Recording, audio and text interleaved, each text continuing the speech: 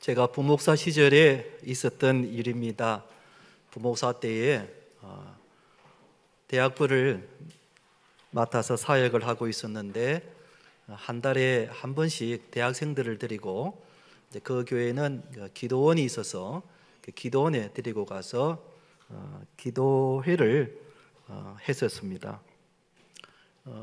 그날도 한 달에 한 번씩 가는 평범한 기도회였고 제가 설교를 하고 그리고 기도회를 인도를 했습니다. 그런데 이상한 일들이 일어난 겁니다. 갑자기 대학생들이 방언을 하기 시작하는 겁니다. 제가 방언을 가르쳐 준 적도 없고 방언을 하라고 한 적도 없는데 그냥 그저 평범한 기도회였는데 갑자기 이쪽 저쪽에서 큰 소리로 방언을 하기 시작하는 겁니다. 또 어떤 대학생들은 자기 가슴을 치면서 통곡하면서 자신의 죄를 회개하는 겁니다. 가슴을 치는 것이 부족하여 그 기도는 바닥을 막 두 주먹으로 치면서 통회하면서 그야말로 막 통곡을 하면서 자신의 죄를 회개하는 겁니다. 또 어떤 대학생은 너무 간절하게 기도하다가 그냥 막 몸이 굳어가지고 실신하여서 쓰러지는 아이들도 있었습니다. 정말 이상한 일이 그날 밤에 기도회 가운데 일어난 겁니다. 제가 그걸 보면서 직감적으로 성령께서 역사하시는구나 하는 것을 알게 되었습니다. 이미 제가 통제할 수 없는 그런 상황이었습니다. 기도회를 인도를 한다고 하지만 이미 많은 대학생들이 성령에 의해서 기도를 하고 있었기 때문에 더 이상 제가 기도회를 인도하는 것이 별로 의미가 없었습니다.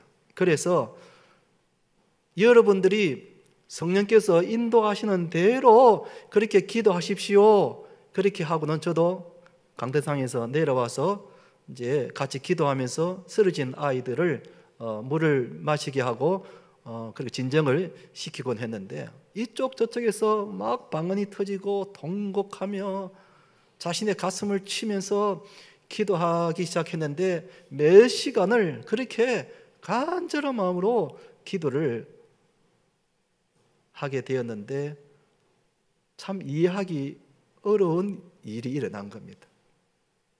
그날 밤에 무슨 외부의 유명한 강사를 모셔온 것도 아니고 신유언사를 받은 사람을 모셔와서 한 것도 아닌데 그날 밤에 참으로 이해할 수 없는 그런 희한한 일들이 일어난 겁니다. 성경에는 우리가 이해하기 어려운 내용들이 참 많이 나오죠. 이스라엘 백성들이 홍해를 건넌 일이라든지 광야에서 매일마다 만나와 메추라기를 먹었던 일이라든지 또 신약 성경에 보면 예수님이 물로 포도주를 만드신 거라든지 죽은 나사로가 다시 살아나는 일이라든지 이런 일들은 우리가 이해하기도 어렵고 또 설명도 할 수 없는 그런 내용들입니다. 오늘 본문에 나오는 성령 강림도 그렇습니다. 이 성령 강림의 사건이 너무 초자연적이어서 우리가 다 이해할 수 없고 그리고 다 설명할 수도 없다는 사실입니다. 그런데 왜 이렇게 이해하기 어려운 내용을 성경에 기록을 해 놓았을까? 거기는 두 가지 이유가 있습니다. 하나는 성경의 모든 말씀에는 하나님의 의도가 있다는 것입니다. 성경의 모든 구절구절에는 하나님의 의도가 있다는 것입니다. 두 번째는 성경의 모든 내용이 나와 관련이 있다는 것입니다. 즉 하나님이 나에게 주시고자 하는 말씀이라는 것입니다. 먼 옛날 구약시대에 일어났던 우리가 이해하기 어려운 그런 사건들이 21세기를 살아가는 나와 분명히 관련이 있다는 사실입니다. 그렇기 때문에 오늘 본문에 나오는 이 성령 강림의 내용도 분명 나와 관련이 있는 것입니다. 오늘은 성령 강림 주일입니다. 성령 강림이란 예수님께서 부활하신 후 40일 만에 하늘로 성천하셨습니다. 예수님이 성천하시면서 제자들에게 이런 말씀을 하셨습니다. 사도행전 1장 4절 5절에 있는 말씀입니다. 사도와 함께 모이사 그들에게 분부하여 이르시되, 예수님께서 하신 말씀입니다. 예루살렘을 떠나지 말고 내게서 들은 바 아버지께서 약속하신 것을 기다리라. 요한은 물로 세례를 베풀었으나 너희는 맨날이 못되어 성령으로 세례를 받으리라. 성령으로 세례를 받으리라 하셨느니라 그랬습니다. 이 말씀대로 성령이 제자들에게 임했는데 이것을 성령 강림이라고 그렇게 부르는 것입니다. 사랑하는 성도 여러분, 오늘 우리가 성령 강림주일을 우리가 맞이하여 우리가 성령에 대해서 좀 더 자세히 알고 우리에게도 성령의 기름 부으심과 성령의 충만함이 있기를 주님의 이름으로 축원드립니다. 첫째로 성령이 어떻게 강림하였는가? 두 가지 현상이 일어나게 되는데요. 첫째는 바람 같은 소리가 있었다 그랬습니다. 2절에 그런 말씀이 있죠. 2절 보면은 홀련히 하늘로부터 급하고 강한 바람 같은 소리가 있어 그들이 앉은 온 집에 가득하며 그랬습니다. 성령이 그날 강림하였는데 바람 같은 소리가 있었다 그랬습니다. 그런데 이 바람이 보통 바람이 아니라 급하고 강한 바람이다 그랬습니다. 여러분, 급하고 강한 바람, 우리는 태풍을 연상하게 됩니다. 여러분, 태풍이 불면은 얼마나 굉장합니까? 막 간판이 떨어지고 심지어는 나무가 막 뿌리가 뽑히고 그러지 않습니까? 그러니까 이 성령의 강림이 급하고 강한 바람처럼 임했다는 것은 당시 상황이 굉장했다는 겁니다. 굉장했다는 겁니다. 주위 사람들이 다 놀랄 정도였다는 것입니다. 그런데 이렇게 급하고 강한 바람이 불었는데도 사람들이 옷이 날리거나 물건이 떨어지지 않는 것은 실제로 바람이 불은 것이 아니라 바람 같은 소리였다는 겁니다. 그러니까 바람 소리만 났지 실제로 바람이 휙 하고 분 것은 아니었다는 것입니다. 이것은 성령 강림한 것은 청각적으로 분명히 알 수 있었다는 것입니다. 2000년 전에 마가의 다락방에 성령이 임했을 때에 거기에 있었던 120여 명의 사람들이 분명히 성령 강림을 알 수 있었다는 것입니다. 또 두 번째로 성령이 어떻게 강림하였는가? 불처럼 보였다 그랬습니다. 3절에 보시면 마치 불의 혀처럼 갈라지는 것들이 그들에게 보여 각 사람 위에 하나씩 임하여 있더니 그랬습니다. 성령이 강림하는데 마침 불처럼 임했다 그랬습니다. 불은 구약시대에 하나님의 임재를 상징합니다.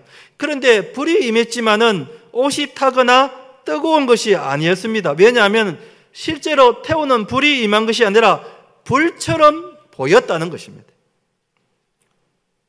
이것은 성령 강림이 눈으로 보일 정도로 아주 분명하게 느낄 수가 있었다는 것을 의미합니다. 그런데 이 불길이 혀처럼 갈라져서 각각 사람 위에 다 하나씩 임하였다 그랬습니다. 이것은 그 당시 기도하고 있던 120여 명의 모든 사람들 각자에게 이 성령이 다 임했다 하는 것입니다. 그리고 그 사람들은 성령이 임한 것을 확실히 분명히 느끼고 체험을 할 수 있었다는 그런 뜻입니다. 그러면 이 성령 강림의 사건이 2000년 전에 있었던 성령 강림의 사건이 오늘 나에게 무슨 의미가 있는가? 무슨 의미가 있는가? 나에게도 성령을 부어주셨다는 겁니다. 나에게도 성령을 부어주셨다는 겁니다.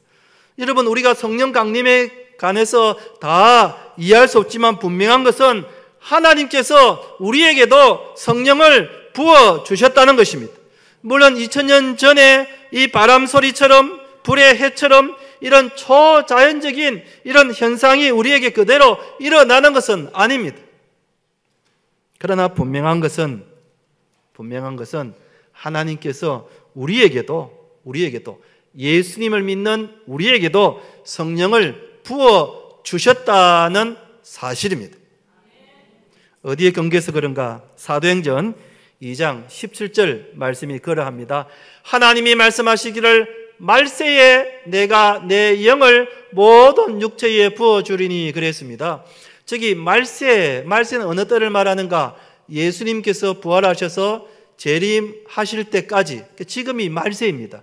주님 오시는 그날까지가 말세인데 지금이란 뜻이죠.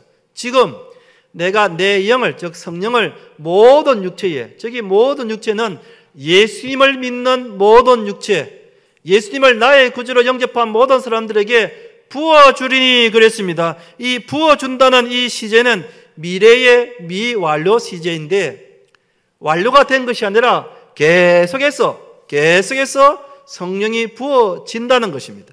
그러니까 2000년 전 오순절날 제자들에게 성령이 부어준 이후로 주님 재림하시는 그날까지 계속해서 성령이 부어진다는 것입니다.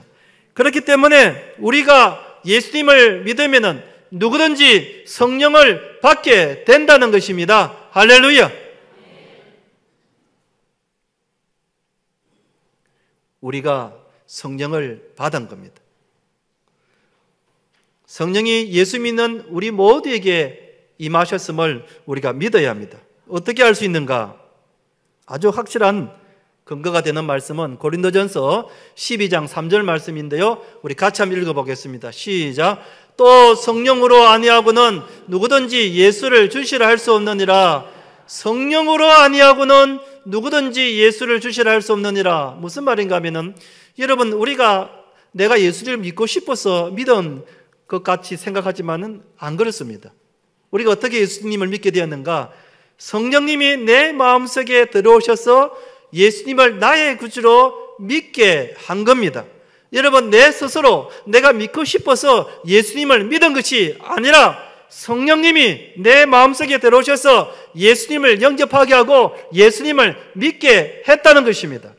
그렇기 때문에 내가 지금 예수님을 믿었다는 것은 내 안에 성령님이 들어와 계시다는 것입니다. 아멘.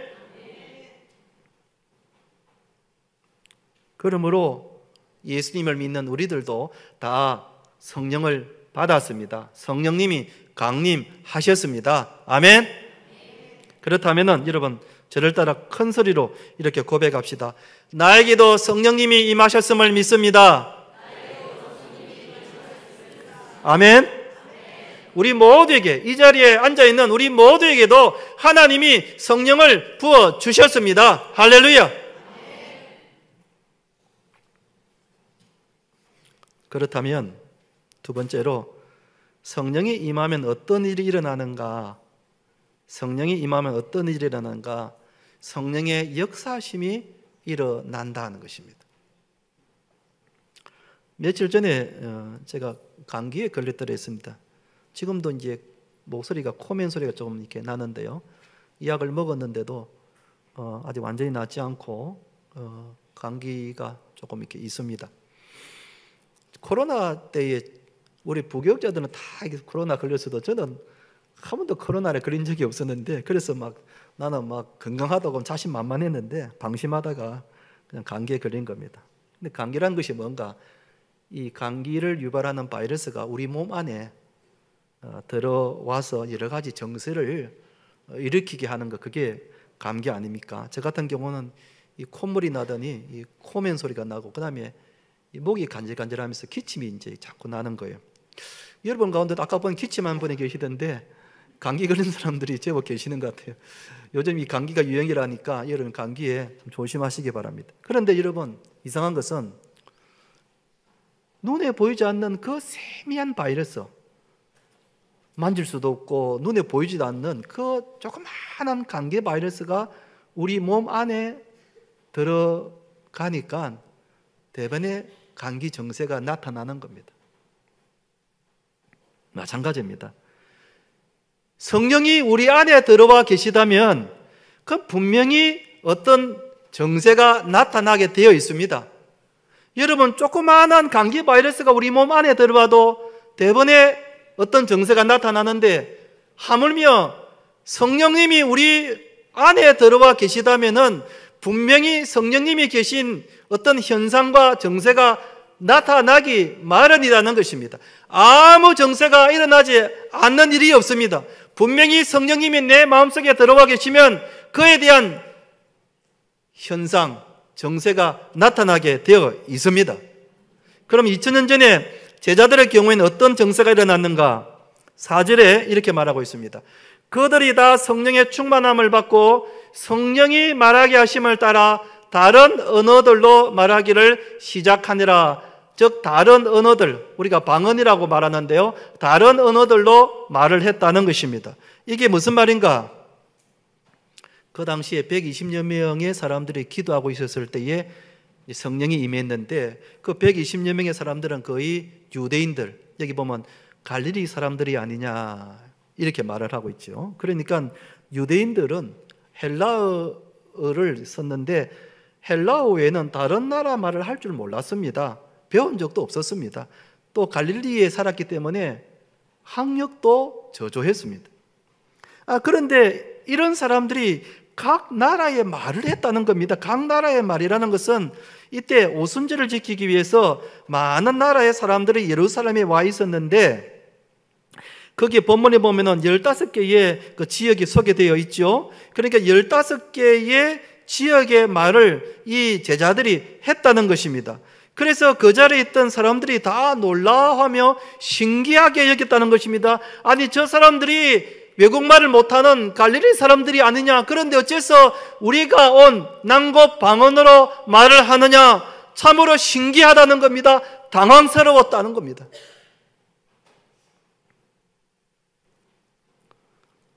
이것은 사람으로서는 할 수 없지만은 성령이 말하게 하시면 얼마든지 가능하다는 겁니다. 이 120여 명의 사람들에게 성령이 임하였고 성령에 충만하니까 이 사람들이 각각 방언을 하게 됐다는 것입니다. 여러분, 성령이 사람들의 마음속에 들어가게 되면은 여러 가지 일들이 일어납니다. 성경에 보면은 이런 일들이 많이 소개되어 있습니다. 특히 사도행전에 이런 내용이 많이 소개가 되어 있습니다.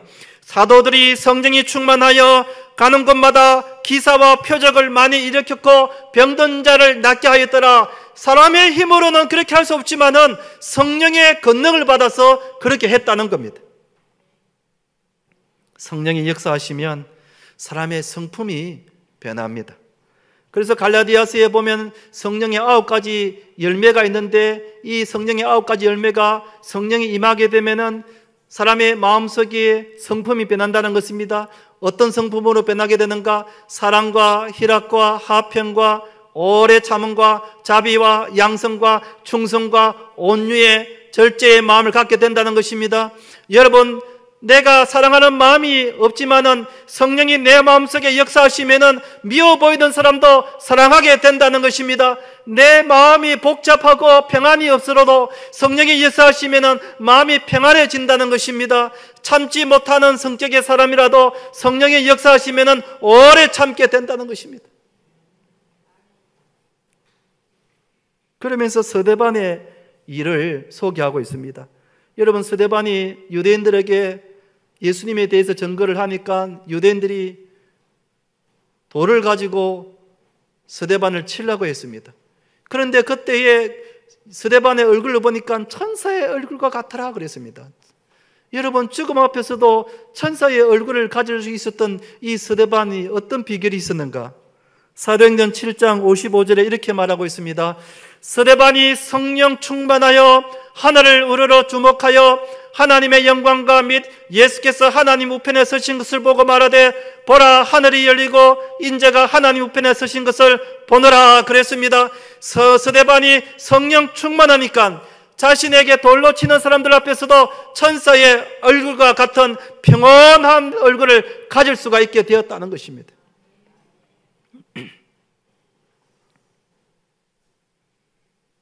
여러분, 나는 성격이 이래서 안 돼.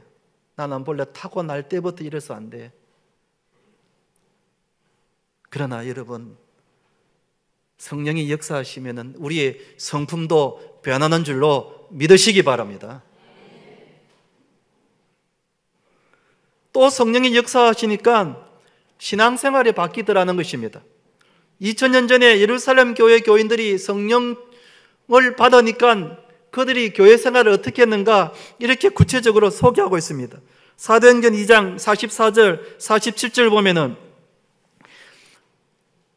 좀 길지만 여러분 잘 보십시오. 성령의 권능을 받은 예루살렘 교인들이 어떻게 신앙생활을 했는가? 믿는 사람이 다 함께 있어 모든 물건을 서로 통용하고 또 재산과 소유를 팔아 각 사람의 필요를 따라 나눠주며 날마다 마음을 같이하여 성전에 모이기를 힘쓰고 집에서 떡을 떼며 기쁨과 순전한 마음으로 음식을 먹고 하나님을 찬미하며 또 온 백성에게 칭송을 받으니 주께서 구원받는 사람을 날마다 더하게 하시느라 그랬습니다. 2000년 전에 예루살렘 교회 교인들에게 성령이 임하게 되니까 사람들의 신앙생활에 변하다라는 거예요. 그러니까 옆에 있는 사람들도 이 사람들을 칭찬하게 되었고 그 사람들을 보고 예루살렘 교회로 몰려들어서 교회가 부흥하게 되었다는 것입니다. 성령이 임하게 되니까 신앙생활에도 큰 변화가 임하게 되었더라는 것입니다. 우리 교회도 보면은 성령께서 역사하셔서 신앙생활이 그전과는 전혀 다른 그런 신앙생활을 하는 그런 분들이 여러 분 계십니다. 전에는 그냥 그저 평범하게 신앙생활을 했던 분들이었습니다. 주일 예배만 드리고 그냥 가고 새벽 기도는 생각도 못하고 교회 봉사하는 것도 생각도 못했던 그런 분들이 어느 날 성령이 역사하게 되니까 주일 예배를 드리는데 온 정성을 다해서 주일 예배를 드립니다. 사모하는 모습이 눈에 역력하게 보이게 됩니다. 찬송할 때도 온 마음을 다해서 찬송을 하는 것을 보았습니다. 주일학교 교사로 교회의 재직회 부서로 열심히 헌신하는 것을 봅니다. 그리고 새벽 기도에 생전에 나오지 않던 분이 새벽 기도에 나와서 간절히 기도합니다. 오랫동안 앉아서 주님을 바라보고 간절한 마음으로 기도합니다. 그전과는 전혀 다른 신앙생활을 하고 있는 것입니다. 주변의 사람들도 깜짝 놀랍니다. 성령이 역사하니까 이렇게 신앙의 삶이 변하게 되는 것입니다.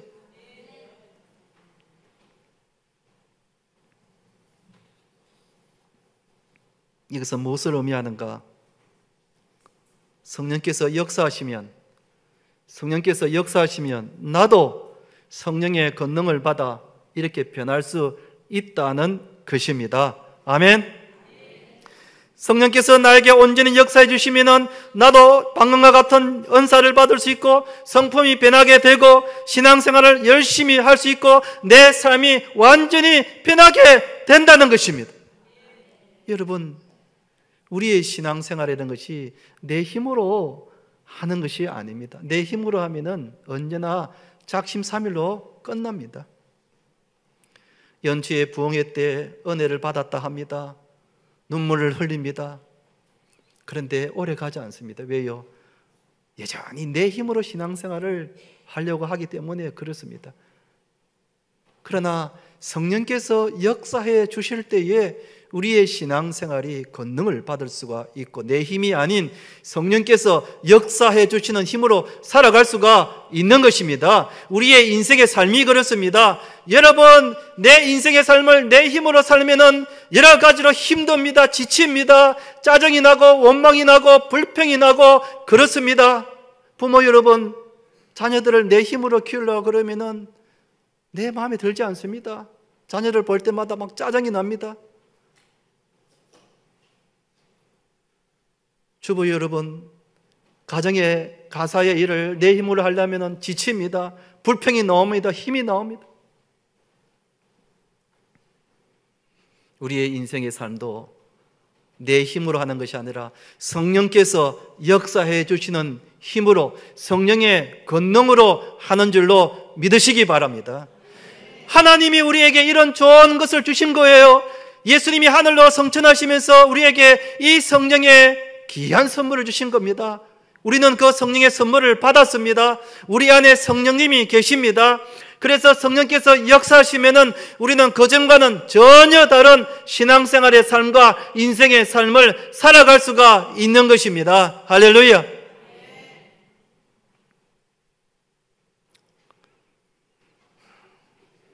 여러분, 성령 세례와 성령 충만은 조금 다릅니다. 성령 세례는 단 한 번 일어나는 일입니다. 우리가 세례를 받는 것 같이, 세례는 한 번만 받지 두 번, 세 번 받는 것이 아닌 것 같이, 성령 세례는 우리가 하나님으로부터 단 한 번 받는 겁니다. 예수님을 믿는 그 순간, 예수님을 영접하는 순간 우리는 성령 세례를 다 받았습니다. 이것은 다 받았습니다. 그러나 성령 충만함은 성령 세례를 받은 사람이 이후에 강력하게 역사하면서 일어나는 것을 성령 충만이라 합니다. 이것은 늘 일어납니다. 빈번하게 일어납니다. 자주 일어납니다. 성령 세례를 받은 우리들이 성령 충만함을 위하여 사모해야 합니다. 성령의 세례를 받은 우리들이 이제는 여기에 만족해서는 안 되고 성령의 충만함을 사모해야 합니다. 그래야 성령의 권능을 받을 수 있고 그 힘으로 신앙생활을 할 수가 있는 겁니다. 어떻게 하면 성령 충만을 받을 수 있는가? 누가복음 11장 13절 말씀을 큰 소리로 같이 한번 읽어보겠습니다. 시작. 너희가 악할지라도 좋은 것을 자식에게 줄 줄 알거든 하물며 너희 하늘 아버지께서 구하는 자에게 성령을 주시지 않겠느냐 하시니라. 너희 하늘 아버지께서 구하는 자에게 성령을 주시지 않겠느냐? 저것은 성령을 받은 사람에게는 성령 충만함을 주시지 않겠느냐? 성령의 은사를 주시지 않겠느냐? 성령의 권능을 주시지 않겠느냐? 그런 뜻입니다. 그래서 우리는 기도할 때마다 성령 충만함을 위해서, 성령의 권능을 위해서 늘 기도해야 됩니다. 화요일마다 우리 교역자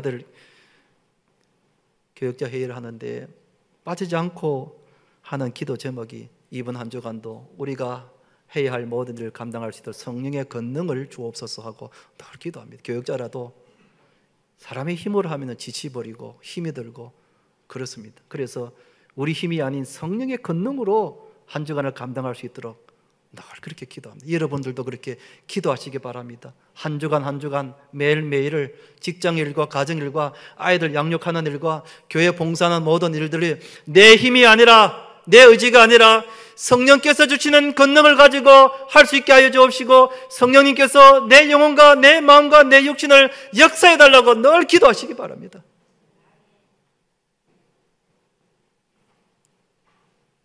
그래야 감당할 수 있습니다. 우리가 기도할 때마다 이 기도를 빠지지 않고 기도해야 합니다. 성령의 권능을 주옵소서, 성령의 충만함을 주옵소서. 그래야 우리가 신앙생활도 잘할 수 있고 가정생활도 잘할 수 있고 직장생활도 잘할 수 있고 이 광야 같은 이 세상을 우리가 담대하게 할 수가 있는 겁니다. 많은 성도들이 성령을 받았음에도 불구하고 성령의 권능이 없었어, 성령의 충만함을 받지 못해서 늘 힘없이 맥없이 연약하게 살아가는 성도들이 얼마나 많은지 모릅니다. 그러나 그렇지 않습니다. 예수님께서는 우리에게 귀한 성령의 권능을 주셨습니다. 그러므로 우리는 늘 성령 충만함을 사모하면서 기도하여 성령의 권능을 가지고 능력 있는 신자로 살아가야 될 줄로 믿습니다. 아멘. 한번 따라합시다. 성령 충만함을 주옵소서. 성령 충만함을 주옵소서. 이제 말씀을 맺습니다. 오늘 이 성령 강림의 말씀은 모든 믿는 자에게 성령을 부어 주셨다는 것을 말씀할 뿐만 아니라 그 다음에 성령 충만함을 받아서 성령의 권능을 가지고 살아가라고 우리에게 말씀하시는 것입니다. 우리 모두가 성령 충만하여 성령의 권능을 가지고 능력 있는 신자로 능력 있는 삶을 살아가는 우리 성도님 되시기를 주님의 이름으로 축원드립니다.